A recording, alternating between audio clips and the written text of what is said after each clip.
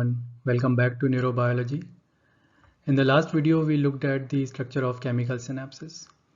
We saw how neurotransmitters are released, how they are received by the postsynaptic receptors, and how they are recycled back. We also looked at the postsynaptic potentials that are generated as a result of this activity.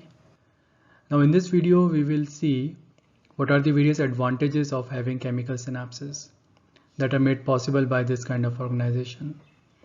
We will also look at various kinds of neurotransmitters that are used by various nervous systems. And finally, we will see the two main classes of postsynaptic receptors that are present in neurons. So arguably, chemical synapses are more complex than electrical synapses in their organization. They involve many more steps and require many more types of proteins to be formed. And they also add a delay in the communication time between the action potential in the first neuron and the postsynaptic potential in the second neuron. So there must be some very good reasons why the brain still uses chemical synapses. The one major reason is that there is an amplification factor in chemical synapses. By that we mean that if there is one action potential in the presynaptic neuron, that can cause release of hundreds of vesicles, each of which can contain thousands of neurotransmitters, and they can activate a large number of receptors on the postsynaptic side.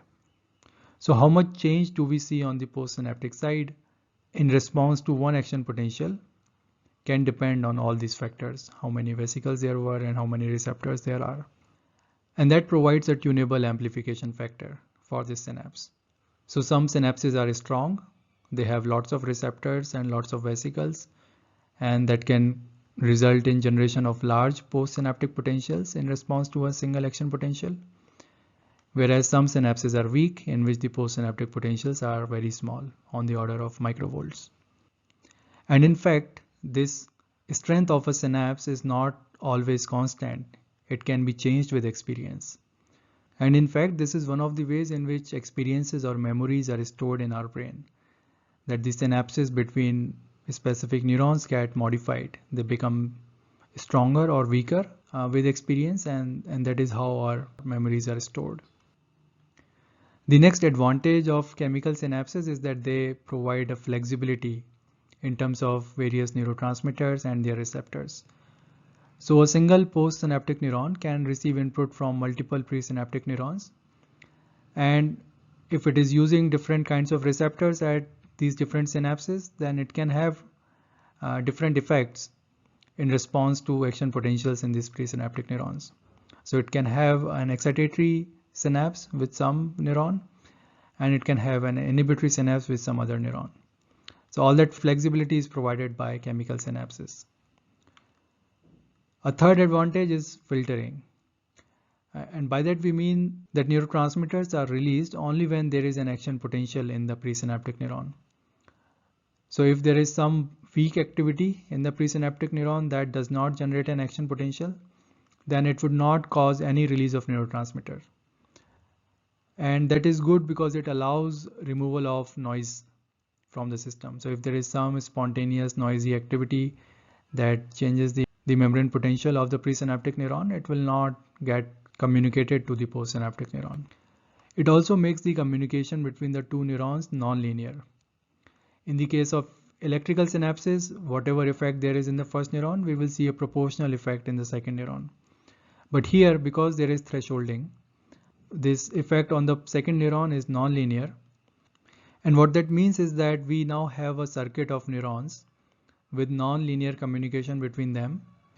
And from theoretical studies, we know that non-linear circuits can perform a wider array of functions than linear circuits. So it increases the range of functions that the neural circuits can perform. Let's look at some of the common neurotransmitters here. The most common excitatory neurotransmitter in the brain is called glutamate. It's a small molecule. It is actually the anion of glutamic acid, which is a common amino acid present in all organisms. Almost 90% of the synapses in human brain use glutamate as the neurotransmitter. The most common inhibitory neurotransmitter is called gamma aminobutyric acid, or GABA in short.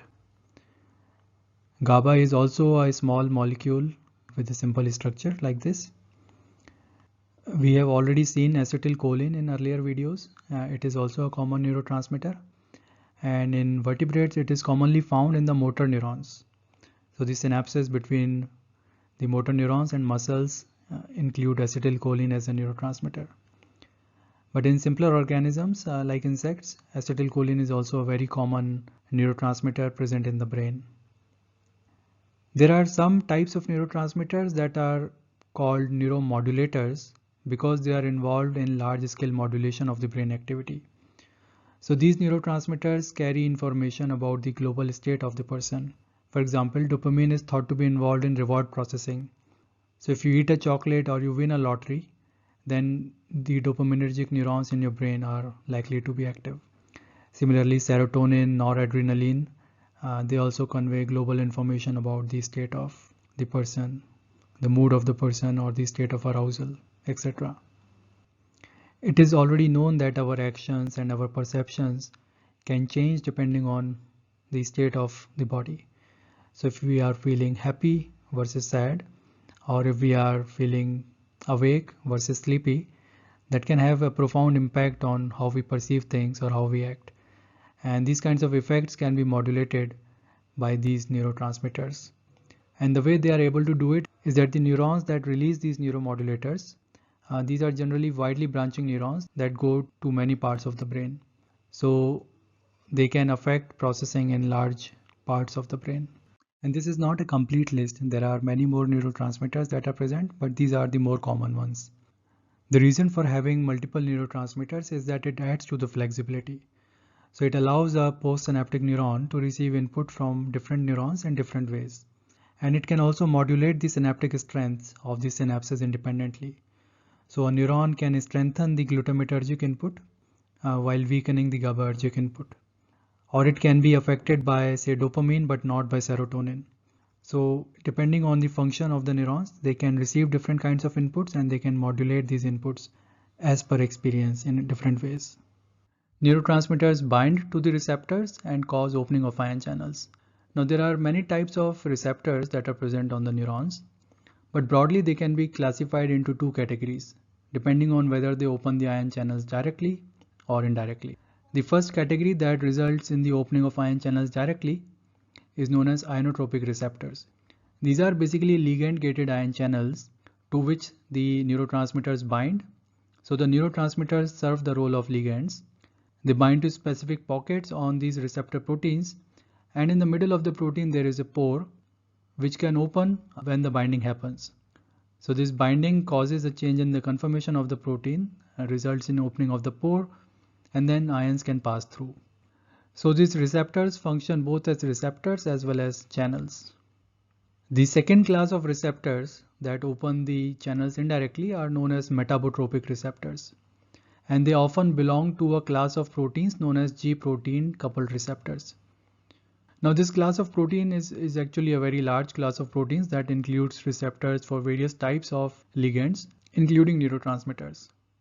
And these receptors are just the receptors, so they do not have an ion channel present inside them.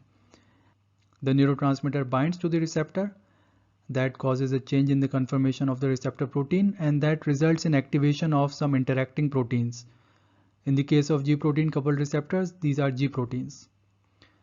When these G proteins are activated, they can go and bind to additional effector proteins such as adenyl cyclase, and these effector proteins in turn result in activation of secondary messengers such as cyclic AMP inside the neuron. These secondary messengers can then go and bind to ligand-gated ion channels that are present elsewhere on the membrane. So in this case, when cyclic AMP would bind to this ion channel, that would cause the opening of channels here and the ions can pass. So we have a somewhat more complicated system in the case of metabotropic receptors. The binding of the neurotransmitter and the opening of the channel is separated by a couple of layers in between. So in terms of speed, obviously the ionotropic receptors would be faster because the binding of the neurotransmitter and opening of the channel is happening at the same location, whereas here there are a couple of layers in between. But one advantage of G-protein coupled receptors is that they allow a fine control over how many ion channels open in response to the binding of neurotransmitters, because these intermediate levels can be regulated by the cellular machinery. And as we have discussed earlier, that one of the ways in which our memories or experiences are stored is by regulating the synaptic strength. So eventually how many ion channels open in response to the synaptic communication, that is an important determining factor, and the metabotropic receptors allow a finer control of that. The same neurotransmitter can have multiple types of receptors, and this is particularly true for glutamate, which is the most common neurotransmitter. So glutamate has both inotropic receptors and metabotropic receptors. The inotropic receptors can be classified into three main classes: NMDA receptors, AMPA receptors, and KANPUR receptors. And metabotropic receptors belong to the GPCR family of receptors. All these three inotropic receptors, NMDA, AMPA, and KANPUR, are basically cation channels. So they are permeable to both potassium and sodium. And because they are permeable to both, their equilibrium potential is somewhere in between the equilibrium potential of these two ions. So their permeabilities are such that their equilibrium potential is around 0 millivolt. And because the neurons are typically at a resting membrane potential of around -60 or -65, these channels have an excitatory effect on the neurons, and therefore glutamate is commonly called an excitatory neurotransmitter. Similarly, for GABA, there are different types of receptors. There are inotropic receptors as well as metabotropic receptors. The inotropic receptor for GABA is known as GABA A receptor, and it opens a chloride channel. So this is basically a GABA gated chloride channel. And the metabotropic receptor for GABA is known as GABA B receptor, and this receptor results in indirect activation of a potassium channel. And because the equilibrium potential of chloride ions is -70 millivolts and potassium ions is even lower, and these values are lower than the resting membrane potential, these channels have an inhibitory effect on the neuron. So if the resting membrane potential is -65 and these channels are opened, then they would take the membrane potential towards -70, so they will be inhibitory. But if for some reason the neuron happens to be at -75 millivolt resting membrane potential, then this same channel can have an excitatory effect, because it would try to take the membrane potential from -75 to -70 millivolt. So GABA can also function as an excitatory neurotransmitter in certain cases. But for most neurons whose membrane potentials are above -70, GABA through GABA A receptor will have an inhibitory effect.